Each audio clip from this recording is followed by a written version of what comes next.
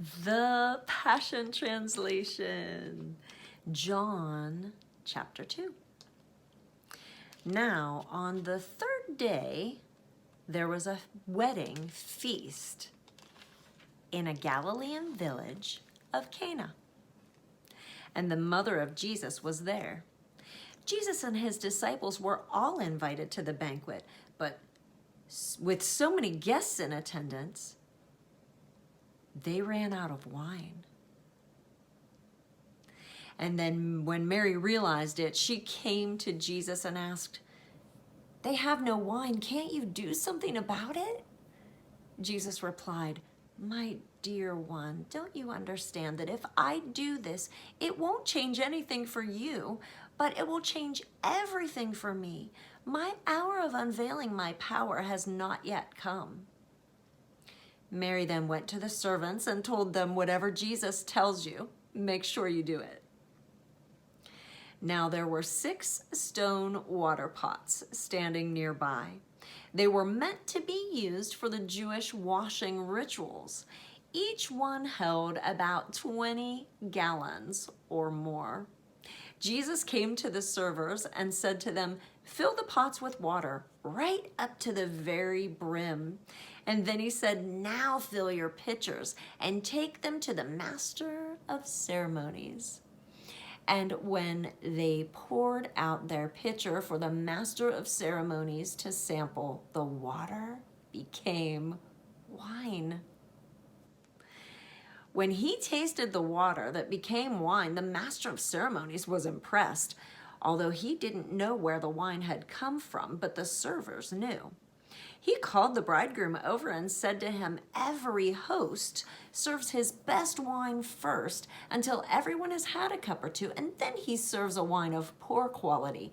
But you, my friend, you've reserved the most exquisite wine until now." This miracle in Cana was the first of the many extraordinary miracles Jesus performed in Galilee. This was a sign revealing his glory, and his disciples believed in him. After this, Jesus, his mother and brothers, and his disciples went to Capernaum and stayed there for a few days. But the time was close for the Jewish Passover to begin, so Jesus walked to Jerusalem. As he went into the temple courtyard, he noticed it was filled with merchants selling oxen, lambs, and doves for exorbitant prices, while others were overcharging as they exchanged currency behind their counters. So Jesus found some rope and made it into a whip, and then he drove out every one of them and their animals from the courtyard of the temple. And he kicked over their tables filled with money, scattering it everywhere. And he shouted at the merchants, "Get these things out of here. Don't you dare make my Father's house into a center for merchandise." That's when the disciples remembered the scripture, "I'm consumed with a fiery passion to keep your house pure."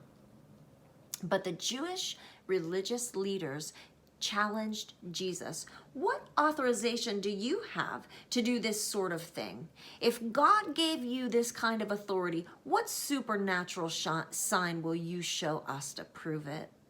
Jesus answered, "After you've destroyed this temple, I will raise it up again in 3 days." Then the Jewish leaders sneered, "This temple took 46 years to build, and you mean to tell us that you will raise it up in 3 days? But they didn't understand that Jesus was speaking of the temple of his body. But the disciples remembered this prophecy after Jesus rose from the dead and believed both the scripture and what Jesus had said.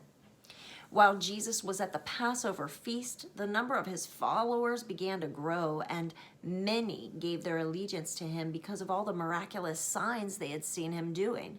But Jesus did not yet entrust himself to them because he knew how fickle human hearts can be. He didn't need anyone to tell him about human nature, for he fully understood what men was capable of doing. And that concludes John chapter 2 in the Passion Translation.